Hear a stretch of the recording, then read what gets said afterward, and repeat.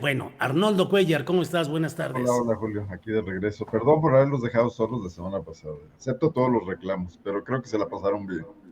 Sí, sí, sí, la verdad sí. Mira, y ya Temuris Greco se fue, Y ya no yo, soportó y se fue. Ya seguramente llegó. quiere monopolizar, man. Sí, llegó. Temuris Greco, ¿cómo estás, Temuris? Aquí estoy ya, yo veo que Arnoldo quería entrevista especial como la de la semana pasada y no sé qué hizo que se me fue No, no, no. la cosa, pero ya, ¿qué crees, Arnoldito? No es cierto. Mejor los triángulos, estimado Temoris. Arnoldo, ¿qué pasa en estas épocas que de repente mucha gente viaja, mucha actividad, los profesores, los académicos aprovechan para viajes, conferencias, descanso, de todo, pero ya está a punto de regresar, según entiendo, la cuestión educativa. Pero, ¿qué se hace en estos casos, Arnoldo Cuellar? Pues mira, creo que será muy civilizado hacer como en ciertos países, como en España, que todo el mundo agarra y desaparece en el verano y se recomiendan libros para leer y hay una especie de tregua en muchos sentidos. No sé, hay un rebote por ahí, ¿no? Sí, Sí. sí, pero creo que también lo escuchaba con Julián Atilano, no sé si hay un tema técnico ahí. A ver, A ver, ¿cómo se escucha? bueno, ya creo que bien. ¿Sí? Sí. Adelante, Arnoldo. Pero acá como que no nos animamos y los políticos parece que, bueno, algunos políticos que si se van de vacaciones sienten que no va a funcionar las cosas sin ellos y entonces simulan, se van un ratito, regresan. En el estado de Guanajuato, por ejemplo, los panistas que son un poquillo más descarados ya optaron por establecer una semana institucional, que precisamente es la actual, y se cierra por completo el gobierno. Pero aquí se van al extremo. El otro día me decía una persona que hasta el registro público está cerrado, que deberían por lo menos dejar guardias o alguna cuestión por el estilo. Desde todas maneras, la gobernadora que debió dejar algunos videos por ahí grabados en sus redes sociales, continúa haciendo presencia, pero muchas oficinas públicas cierran en absoluto. Está el tema escolar también. Y bueno, pues nosotros somos los que estamos aquí dándole. Creo que también nos haría falta, Julio, y nos haría bien desconectarnos un rato. Oye, Temuris, ¿qué tanto nuestra vida como mm, activistas de la información, como periodistas, que nos la pasamos involucrados día, tarde y noche, dormimos, nos levantamos con noticias, con información, qué tanto es una enajenación que nos impide disfrutar la vida? Muchas de las nuevas generaciones hablan de solo se vive una vez y muchos dicen nosotros preferimos conocer, viajar, descansar, leer, que estar permanentemente involucrados como las generaciones anteriores, que con el pretexto del esfuerzo y la construcción de tu propia carrera abnegada y fatigosa, nos la pasamos, metimos en esto.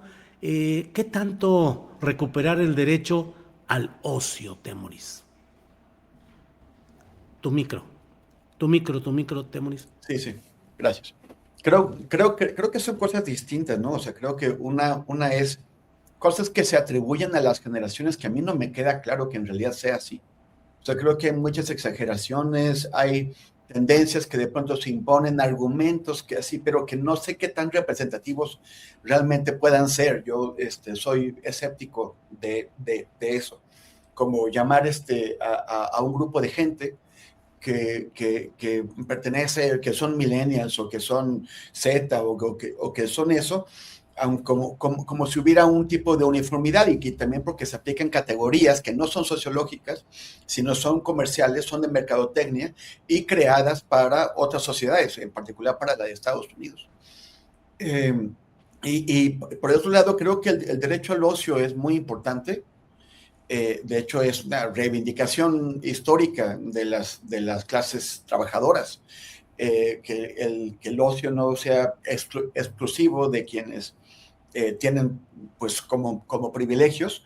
Por eso se pelea, por ejemplo, por la semana de las 40 horas y otras reivindicaciones por el estilo. Creo que es muy importante y sí me parece que de pronto en ciertas profesiones, como por ejemplo el periodismo, nos cuesta trabajo desconectarnos. De pronto sí se hace, creo, una dependencia de la información y también un miedo a perderte las cosas, ¿no? De pronto, a mí me pasa que salgo del país unos días y regreso y tengo que platicar con Diana, con Arnoldo y contigo, y entonces ya no sé porque me perdí lo que estaba pasando y voy a estar desfasado y fuera de lugar. Entonces sí es importante, eh, o sea, bueno, sí sentimos que hay un problema si existe esta desconexión y nos angustia, pero también es importante reconocer que es un derecho y que a veces es sano y es bueno. Las personas que nos quieren, que están alrededor de nosotros, nos lo dicen, ¿no, Julio? O Arnoldo también, nos dicen, a ver, desconéctate, olvídate un momentito, relájate y date chance de disfrutar. Pero sí es difícil hacer esa desconexión. Sí, Temoris. Arnoldo, se vuelve un vicio la necesidad de información. Tú mismo, al despertar, te vuelcas sobre tu teléfono celular a ver qué está pasando con los temas que en la noche, en la víspera, te parecieron angustiantes o preocupantes o de necesaria actualización. Es una especie de horror vacui, ¿no? Como decían los clásicos, ¿no? Pues le echas un ojo a las portadas de los periódicos, por ahí me pasan alguna síntesis informativa, inútilmente, porque ves que cada día son más intrascendentes las notas de 8 columnas, son boletines gubernamentales o son denuncias pues mal formuladas sobre temas que meritarían mayor profundidad y mayor tiempo, estadísticas sacadas de contexto, etcétera, pero no dejas de decir, a ver, me voy a echar un clavadito porque no sé que se nos haya pasado algo. Creo que hemos aprendido también a otras dinámicas ahora en medios pues, como estos más alternativos, como es el caso nuestro en Pop Lava, no estar bajo la presión de ir a todo, de perseguir todo y de creer que en todo puede haber una inflexión importante de las cosas. Realmente hay que aprender un poco a tomar distancia. Es difícil, sí es complicado. Sí tenemos una adicción, los periodistas, al novedosismo, a saber qué pasa, a estar ahí presente, a escuchar a las fuentes, a ir a cada rueda de prensa que se cita, etcétera. Y realmente cuando te pones a pensar, dices, realmente pasan muy pocas cosas. Y se obtiene más cuando abres un arco mayor, ves las cosas con mayor contexto, con un plazo más amplio. Y creo que ahí sí puedes detectar algunas cuestiones que pudiesen estar cambiando e incidiendo en la realidad más que en la cotidianidad y en el día a día, pero es una deformación profesional y sí es complicadita, ¿no? Bien. Temoris Greco, bueno, para ir entrando en materia, ¿qué nos dices acerca de todo lo relacionado con los exámenes de admisión en la UNAM, las irregularidades, las denuncias? Incluso la presidenta hoy ha dicho que si es necesario, la FGR mismísima podría analizar y podría ayudar si lo pedía la Casa de Estudios. ¿Qué opinas de lo que está pasando, Temoris? Tu micro. Otra vez, perdón. A mí me cuesta trabajo opinar desde fuera de la universidad porque hay muchísimos detalles que se nos van. Estaba escuchando a Julián Atilano contigo hace un rato, pues enmarcarlo en conflictos internos que están, o sea, que hay que estar adentro para verlo, ¿no? En dinámicas de grupos, en dinámicas también de intereses, de empresas a las que se les dan contratos, de promesas que se hacen sin que haya una certidumbre en verdad. También incluso escuchaba que habían dejado solo al rector con el tema. A mí lo que me preocupa pues es que son tantos chicos que están intentando empezar su carrera y que una tras otra desde la pandemia, pues hay generaciones que encuentran dificultades para poder estudiar. Entonces, yo sí, realmente desde esta postura de estar tan lejos, sí creo que son nuestras compañeras académicas y académicos de la universidad los que pueden opinar como Julián, y los demás, pues, los veremos discutir, porque no tengo bien claro qué es lo que está pasando, más que el hecho de que es un golpe fuerte para los deseos y las aspiraciones de la generación que ahora está entrando. Bien, gracias. Sobre el tema, Arnoldo Cuellar, ¿qué opinas respecto a lo que está sucediendo en la UNAM en términos muy amplios, la verdad, Arnoldo? Mira, bueno, pues también con toda la prudencia del mundo, porque estoy lejos, tengo amigos académicos de carreras largas en la UNAM y los escucho en ocasiones, y yo creo que ahí hay una crisis larvada y profunda, y no es solamente exclusiva de la UNAM, en general de las universidades públicas.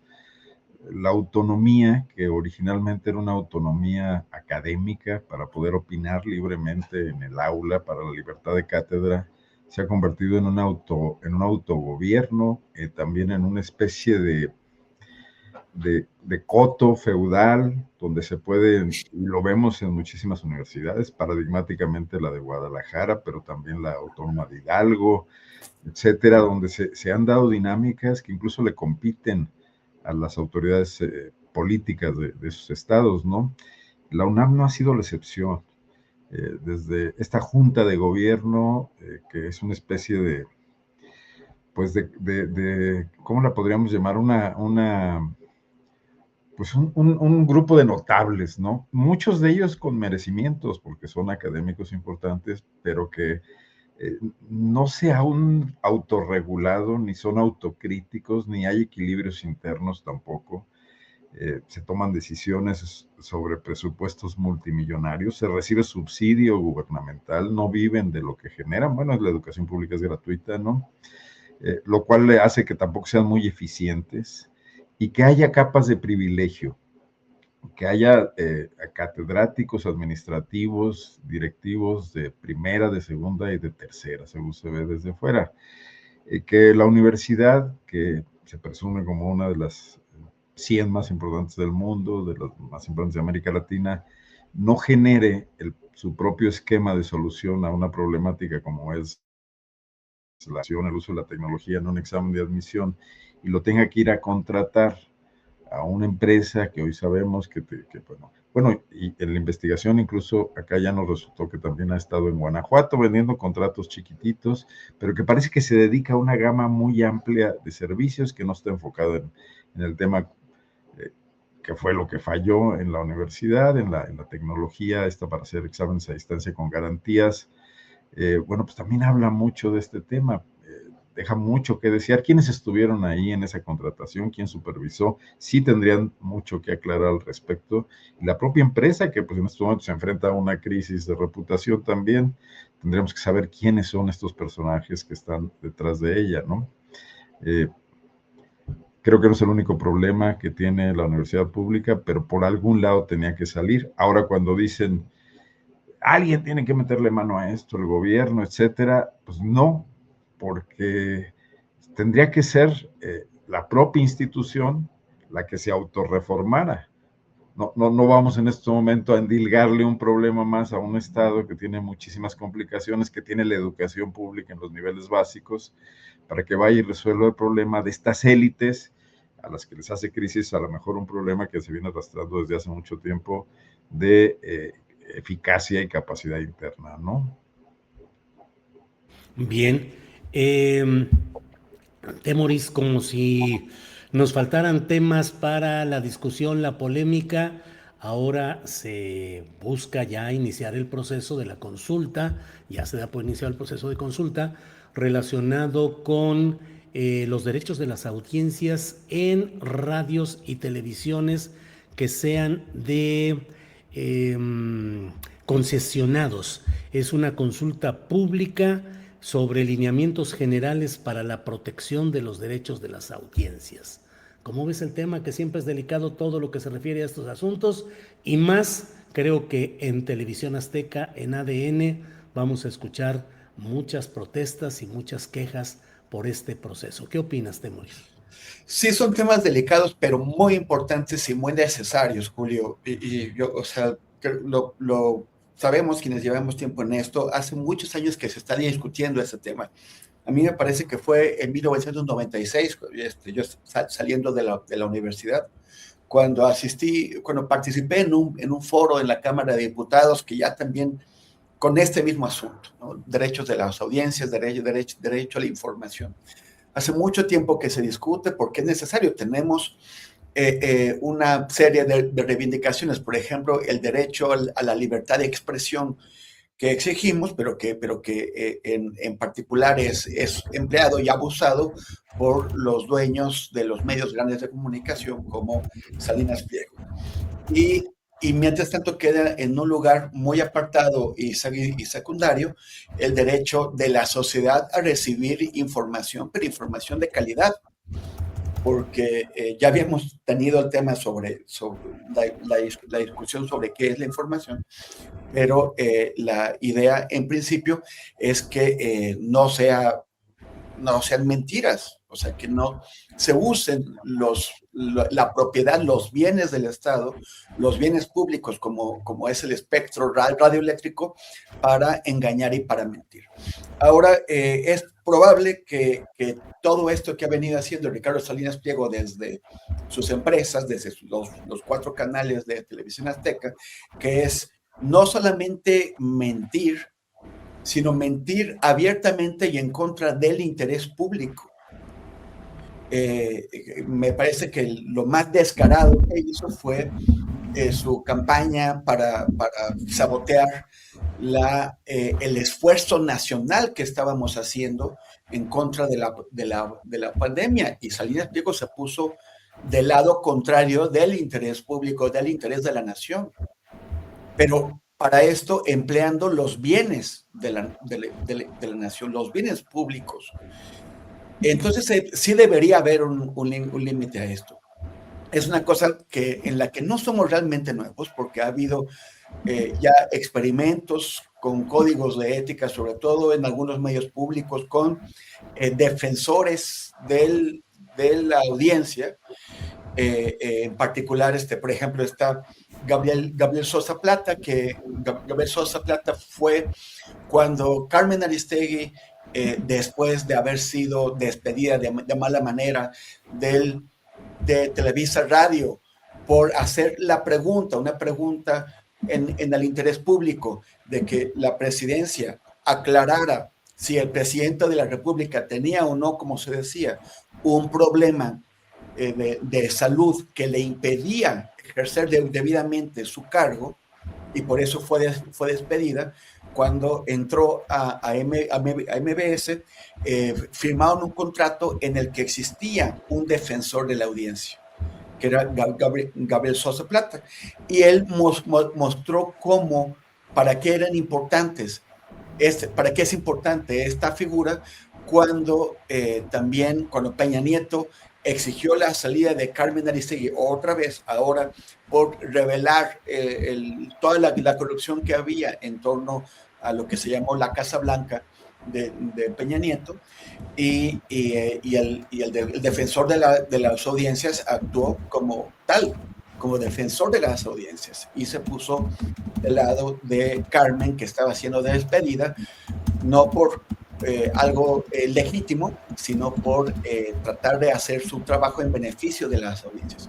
Entonces, ya hay algunas personas, algunos compañeros que tienen un camino recorrido en esto, y que seguro será muy útil escuchar sus participaciones en este foro. Es bueno que se haga el foro.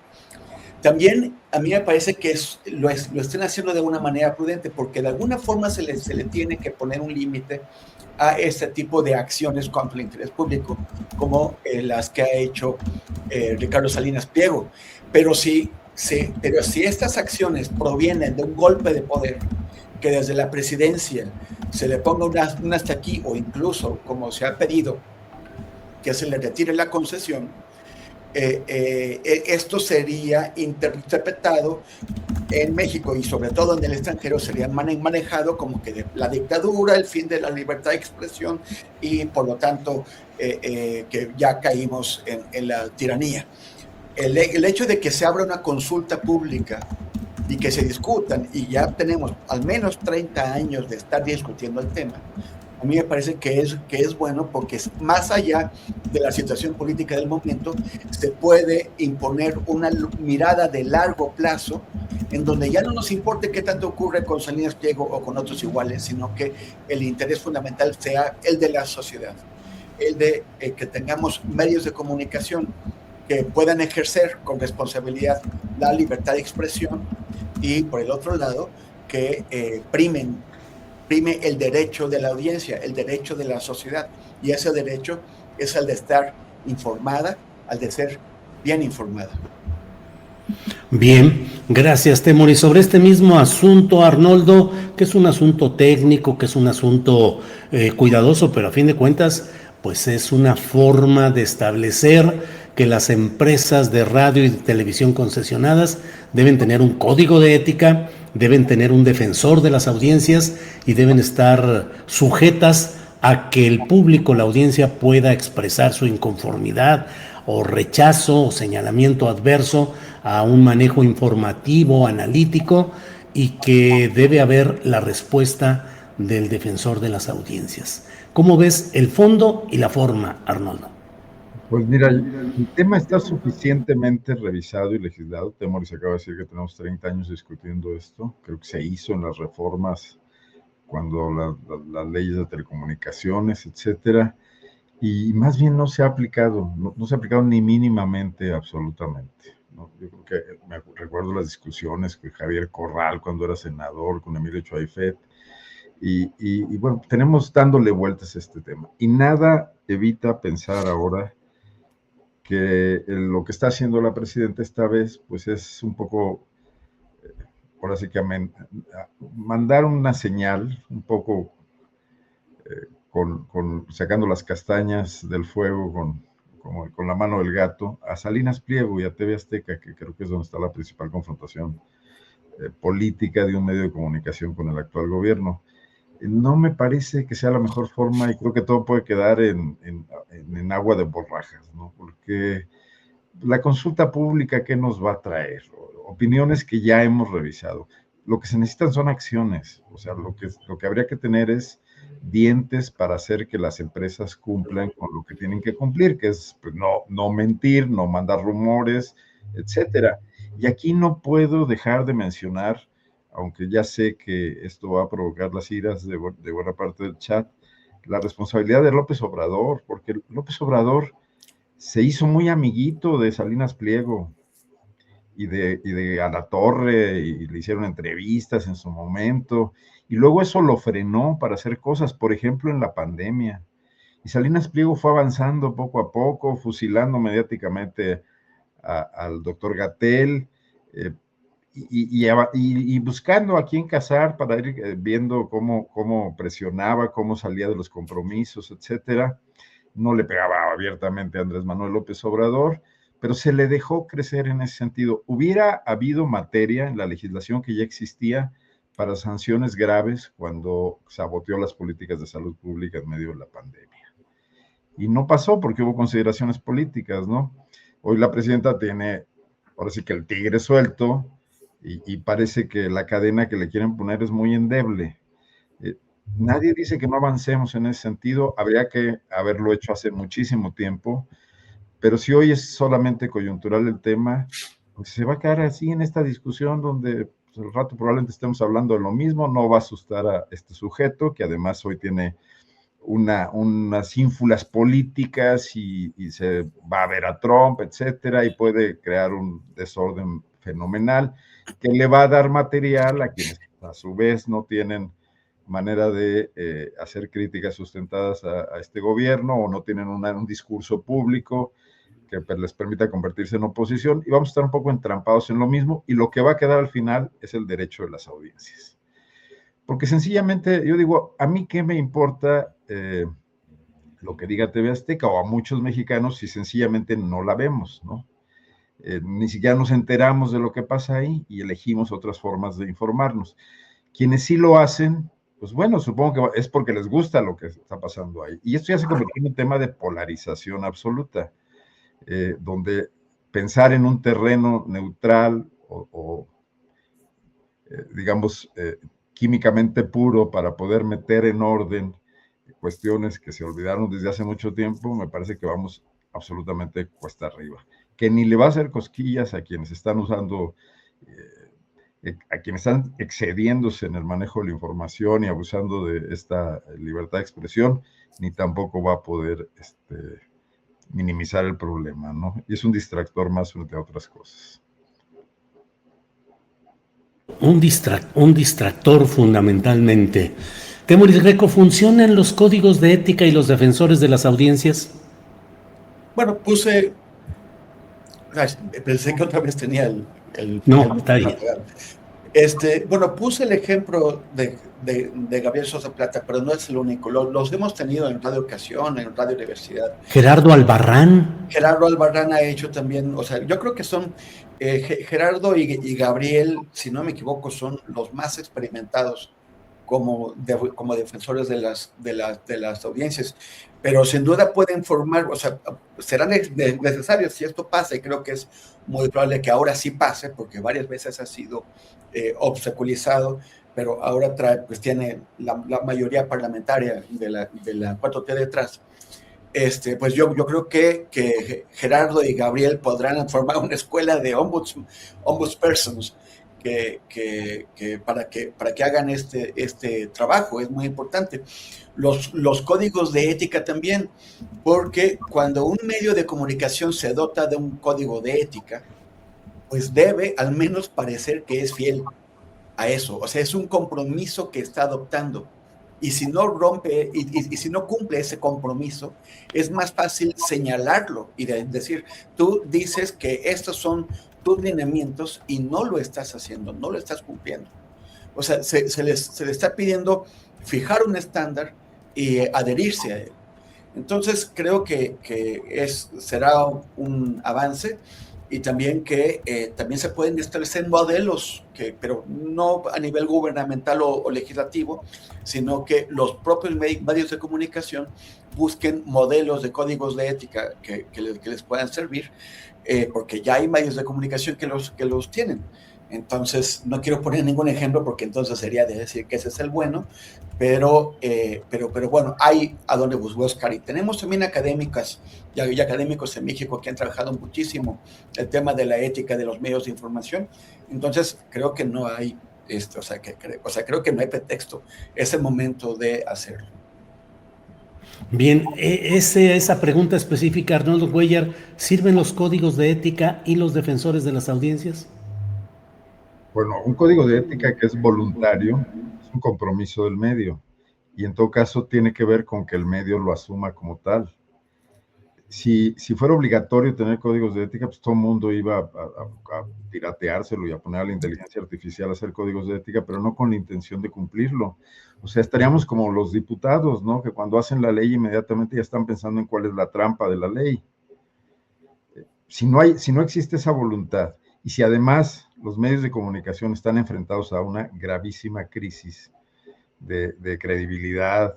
Hoy, por cierto, escribe un muy buen artículo Jorge Cepeda Patterson sobre el tema del milenio, y se han dejado de ser referentes, pero no solo de ser referentes, ahora tampoco son ni siquiera negocio. Están en una seria crisis, y eso los obliga pues a caer en prácticas pues de un periodismo muy, muy mendaz, ¿no? De privilegiar la nota roja, etcétera. Trabajar las cuestiones políticas también de forma amarillista. Entonces, ahí hay una contradicción grave, porque el código de ética tendría que ser el compromiso de una industria, de una empresa, para hacer las cosas de determinada manera, pero que además porque están funcionándole bien y sus audiencias le están respondiendo. Con medios de escasa credibilidad, de escasa audiencia, yo dudo mucho que les vaya a servir en primer lugar tener un código de ética, y dos, que se vayan a ajustar a él, porque naturalmente se cortarían las manos de muchas prácticas que les producen, pues ya ni siquiera beneficios, sino que les dan opciones para sobrevivir. Creo que estamos en un falso debate sobre ese tema. Bien, Arnoldo. Hoy no vino Arnoldo el optimista. Está bien. ¿Qué nos toca hacer, Temoris? ¿Optimistas o pesimistas? Yo creo que el optimismo mueve para adelante. Claro que el optimismo debe tener una dosis de realismo para que no te des un guamazo contra la realidad y te deprimas.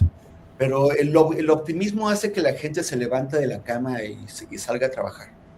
Y el pesimismo te sume la depresión.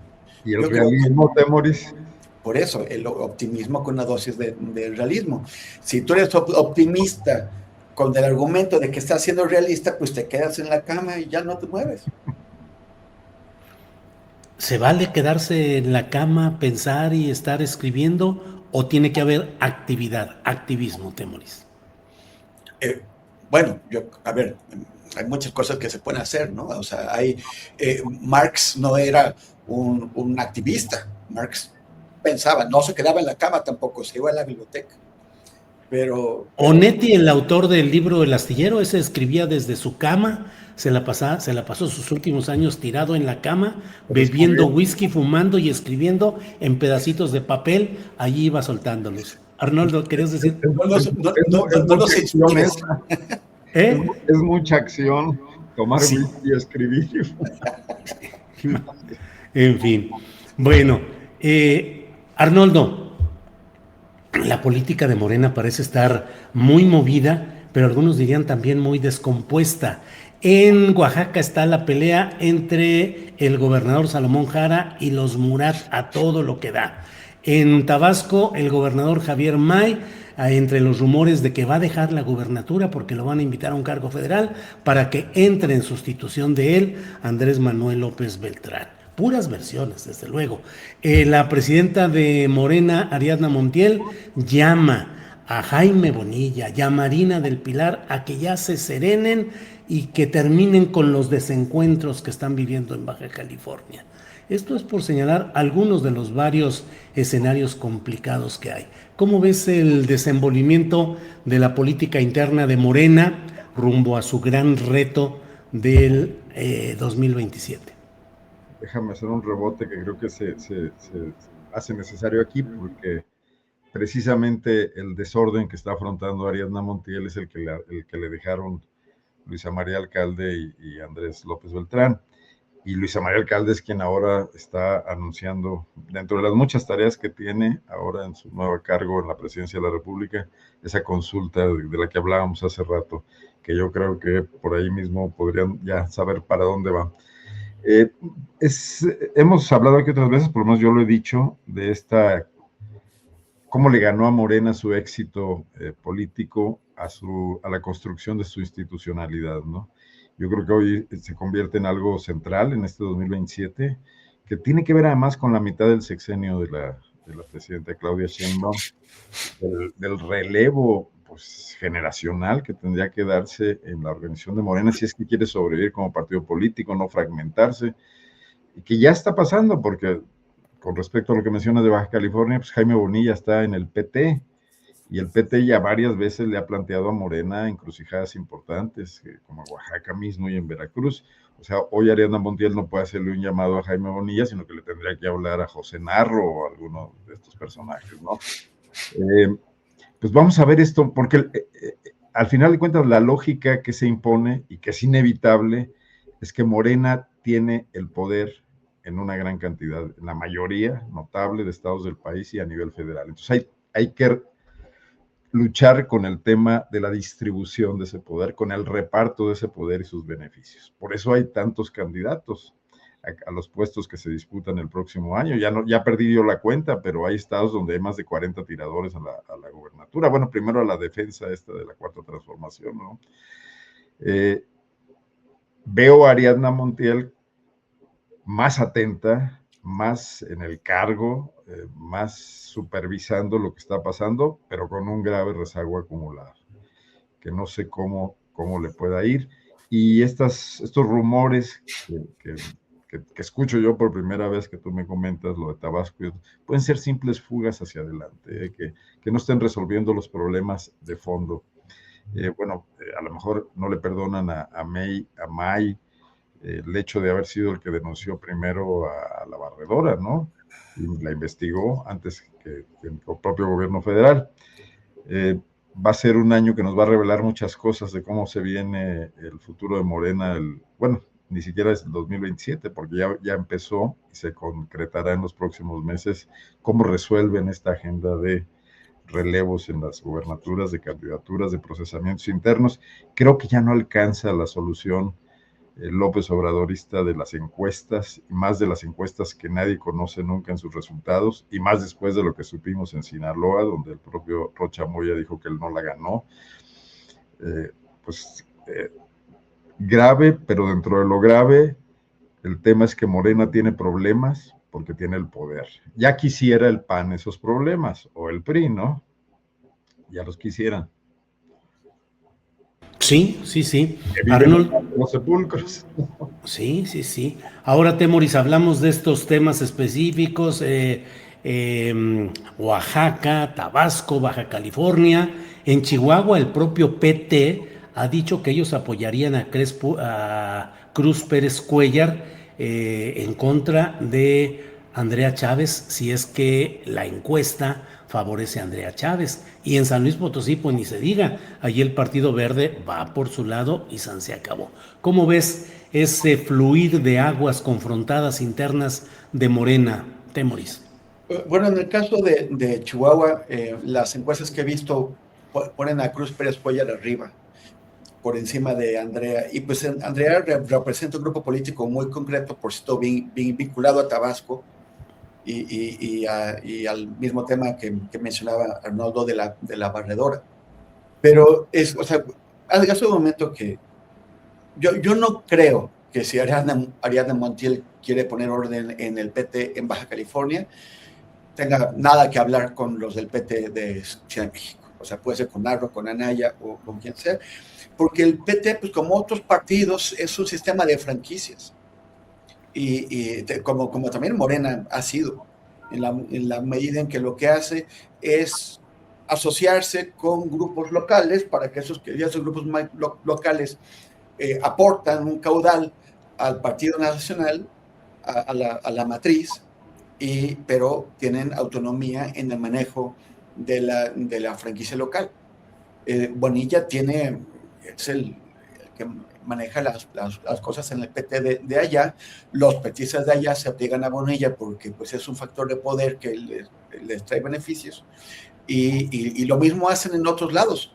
O sea, el PT funciona como el Verde, también como un instrumento de presión, de chantaje y de división. Pero no se puede quejar Morena de eso porque es el sistema que creó Andrés Manuel. Cuando Andrés Manuel fue candidato en 2006, el Baster Gordillo le ofreció su apoyo y Andrés Manuel dijo no, porque no me voy a aliar con esa señora corrupta y lo que sigue de corrupta. Ella le ofreció 1 millón de votos del sindicato de maestros y Andrés Manuel dijo no. Bueno, si hubiera aceptado ese 1 millón de votos, en el caso de que efectivamente representara esa cantidad, hubiera vencido a Felipe Calderón. Andrés Manuel aprendió con el tiempo que tenía que formar una gran coalición, un frente amplísimo, en donde entrara absolutamente todo el que quisiera entrar. Tal vez algún veto por aquí o por allá, pero casi todos los que quisieron participar, los que querían entrar, les han abierto la puerta. Y esto significa que es en gran medida muchísima gente no confiable, que no tiene principios políticos, que no pertenece a la izquierda y tal vez no pertenezca a nada, o que pertenece a la derecha, pero pues con un sentido de oportunismo evidente, ha jugado con la 4T. Esos son los costos.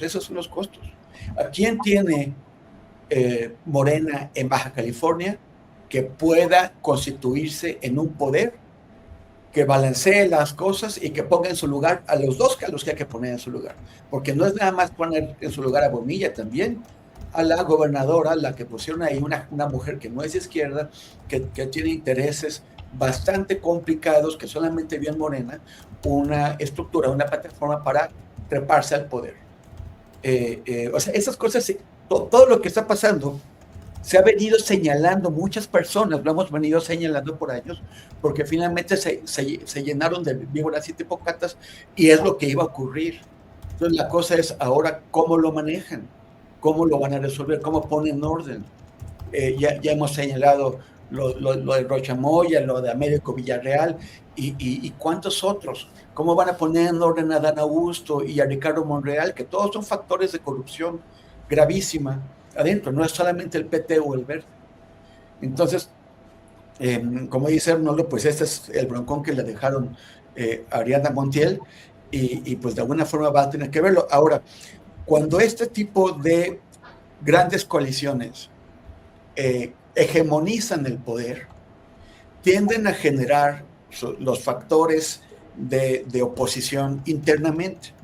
Le pasó al Partido del Congreso en India, le pasó al Congreso Nacional Africano en Sudáfrica. Cuando no tienen una competencia real enfrente, es adentro en donde empieza a haber esta competencia y se producen rupturas. Entonces también otra cosa que vamos a ver es si la 4T logra llegar consolidada o consolidarse o al menos mantener un nivel razonable de unidad en las elecciones que vienen, y también si hacia las de 2030, hacia las presidenciales, esto no va a seguir creciendo y se van a producir varias, dos o más alternativas que provengan del mismo movimiento político, que yo imagino que sería un poquito como pasó en el peronismo de Argentina, si es que se produjera este resultado, que en el peronismo lo hubo desde la izquierda radical hasta el fascismo. O sea, había peronismo de todos los colores y sabores. Y cada facción reivindicaba la herencia, el legado verdadero de Perón y descalificaba a los otros. Cada uno eran los auténticos.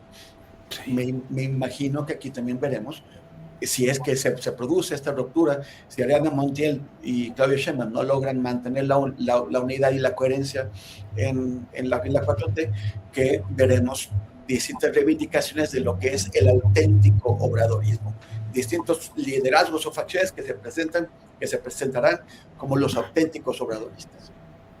Bien, Temoris, gracias. Comento antes de que vayamos a los postrecitos y cerrar esta mesa de dos. Les comento que son abundantes las versiones en portales de medios nacionales y poblanos acerca de que el exgobernador de Puebla, Mario Marín Torres, habría recibido el beneficio de la prisión domiciliaria, según se ha establecido, luego de una solicitud de su abogado ante el juzgado correspondiente, argumentando el tema de la avanzada edad de Mario Marín Torres, apodado el Gober Precioso, y el hecho de la avanzada edad y de sus problemas de salud. Lleva 5 años en la cárcel, está en espera de recibir sentencia y según lo que se publica habría regresado ya a su domicilio en la colonia Gilotzingo en la ciudad de Puebla, pero advierto que son versiones abundantemente publicadas en los medios, pero aún sin ninguna confirmación ni de parte de las autoridades judiciales, ni por constancia física de fotografía o algo que pruebe esta versión. Sin embargo, ahí va caminando. Arnoldo Cuellar, postrecito precioso, por favor. Sí, hubo que hacerle lugar a Rufo y entonces hubo que sacar a otra persona mayor de edad, porque no más cabe uno. No, pues mira, tropicalizando un poco. De Guanajuato, Arnoldo, no te preocupes si no es de Guanajuato, ¿eh? Guanajuateando un poco, y acá pues ya me están diciendo mucho en el chat que soy muy pesimista y que discúlpenme por ver las cosas mal en el jardín de las delicias en el que vivimos en México. Bueno.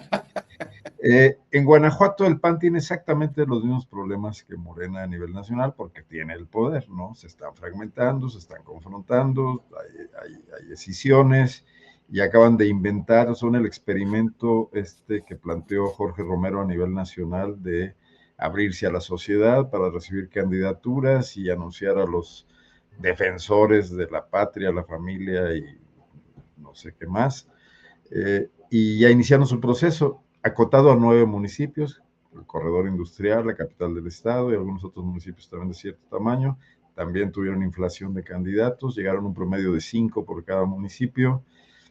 Evidentemente casi no hay sociedad civil presente, la mayor parte, 3 de cada 4 son militantes y cargos políticos del PAN, miembros de la clase política con mucho tiempo en cargos públicos, y también una notable desproporción de hombres y mujeres, porque mientras hay 33 hombres, hay solo 11 mujeres.